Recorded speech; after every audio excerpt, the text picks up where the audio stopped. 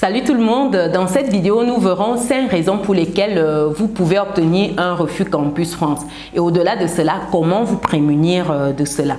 Première chose ici, sans plus attendre, c'est parce que vous aurez mal complété vos informations. Si vous avez des informations par exemple qui sont erronées ou qui sont incomplètes, ça peut susciter un refus. D'où l'importance de bien compléter votre candidature en ligne lorsque vous postulez. Très important. Votre dossier qui se fait en ligne doit être le plus complet possible et qu'il n'y ait pas d'informations erronées. Sinon, vous courez le risque lorsqu'il y aura un rapprochement de documents entre ce que vous avez dit et ce qui est dans vos documents d'avoir un refus. Donc, faites attention à bien compléter vos informations. Deuxième motif de refus Campus France, c'est au niveau de la langue. Si vous n'avez pas un niveau qui est suffisant en français, vous pouvez avoir un refus. Et généralement, le niveau qui est exigé ici, c'est le niveau B1 ou B2. Donc, prenez le temps de faire des cours de langue française en parallèle si vous aspirez à aller étudier en France afin de vous éviter ce motif de refus-là. C'est très important parce que en France, la langue officielle, c'est le français. Troisième source de refus Campus France, c'est au niveau de la capacité financière. Est-ce que vous avez de bonnes capacités financières? Est-ce que vous avez les moyens de vous prendre en charge comme il se doit une fois arrivé sur le territoire? Ou est-ce que vous avez des personnes qui peuvent le faire pour vous? Est-ce que vous avez par exemple des garants financiers? Ça veut dire quelqu'un qui vous donnera des documents pour vous permettre d'obtenir votre visa. Par exemple, est-ce que vous allez vivre chez quelqu'un? Si oui, est-ce que cette personne-là a assez d'espace, a les ressources pour vous accueillir? C'est tout cela qui est analysé. Donc, ne prenez pas les dossiers de n'importe qui si vous tenez à passer par cette voie-là. Ou sinon, côté caution, il faut qu'on vérifie que vous avez des ressources, que vous avez mis ce qu'il faut dans votre compte bancaire. Parce qu'il y a un AVI qui est déposé. AVI ici, c'est attestation de virement irrévocable. Donc, faites très attention avec ce point-là parce que c'est un point où beaucoup se voient en fait attribuer un nom pour leur demande. Donc, faites très attention.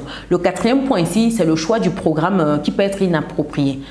Qu'est-ce que j'entends par là? Par exemple, vous allez sur une spécialité de mécanisation agricole et pourtant, vous avez par exemple une licence littéraire. C'est très difficile.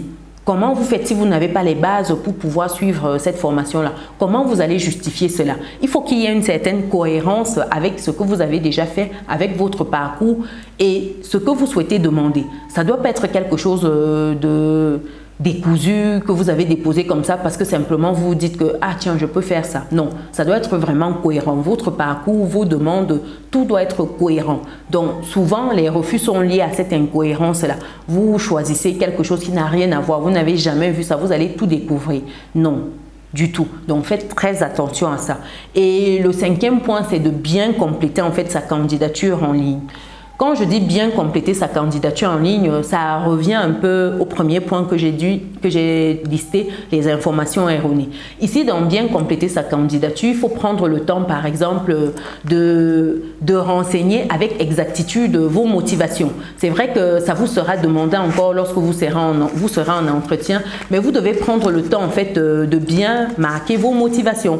Pourquoi vous voulez aller étudier en France et savoir, par exemple, donner des justificatifs. Donc, quand je dis candidature bien complétée, vous devez fournir des justificatifs adaptés. Par exemple, si on vous demande votre acte de naissance et vous fournissez un acte de naissance qui n'a rien à voir ou un acte de naissance où on voit qu'il y a des incohérences avec la date de naissance que vous avez mis en information. Vous voyez que tout de suite, ce sera problématique. Donc, il faut vraiment prendre le temps de fournir ces informations-là, prendre le temps de vérifier avant de valider votre dossier. Et surtout, vous devez comprendre les exigences également de votre formation.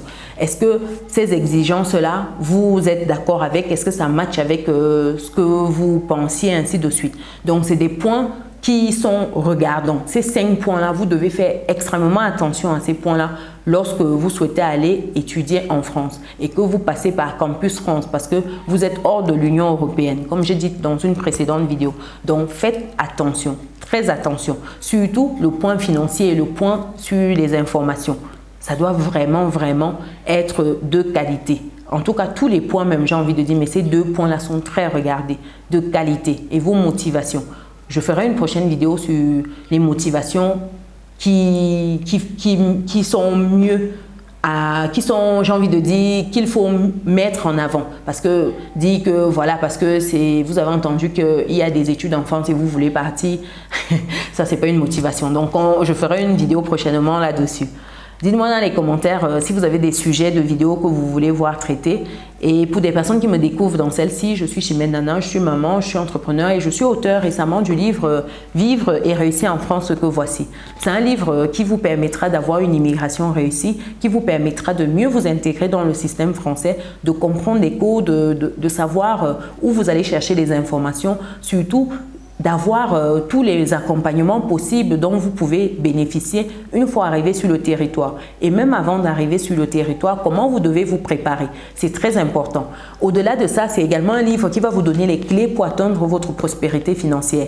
Comment vous devez gérer vos finances, comment vous devez tenir vos comptes, comment vous devez faire pour vous bâtir un patrimoine intergénérationnel. C'est un livre vraiment complet qui va vous permettre de tirer votre épingle du jeu du système français et surtout d'y prospérer. Donc le lien, je le mets dans le descriptif de cette vidéo. Nous, on se donne rendez-vous dans une prochaine vidéo.